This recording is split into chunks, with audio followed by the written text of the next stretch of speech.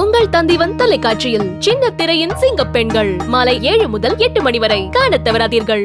கோவை மேயராக போட்டியின்றி தேர்வு செய்யப்பட்டுள்ள ரங்கநாயகி முறைப்படி பொறுப்பேற்றுக் கொண்டார். அந்த காட்சிகளை பார்க்கலாம்.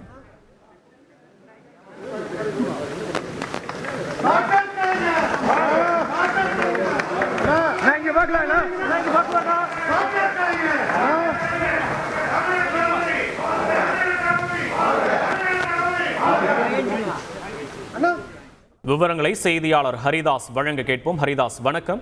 தகவலை பதிவு பண்ணலாரி.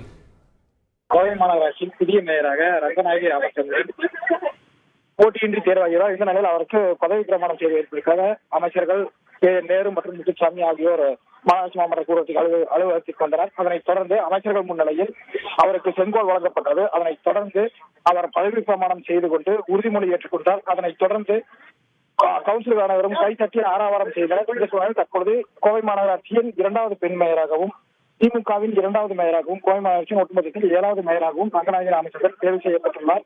இன்னும் சற்று நேரத்தில் அமைச்சர்கள் மற்றும் புதிய மேயர் அனைவரும் செய்தியாளர்களை சந்திக்க உள்ளனர். விவரங்களுக்கு நன்றி ஹரிதாஸ். உங்கள் தந்திவன் தொலைக்காட்சியில் சின்ன திரையின் சிங்கப்பெண்கள் மாலை 7 முதல் 8 மணி வரை காணத் தவறாதீர்கள்.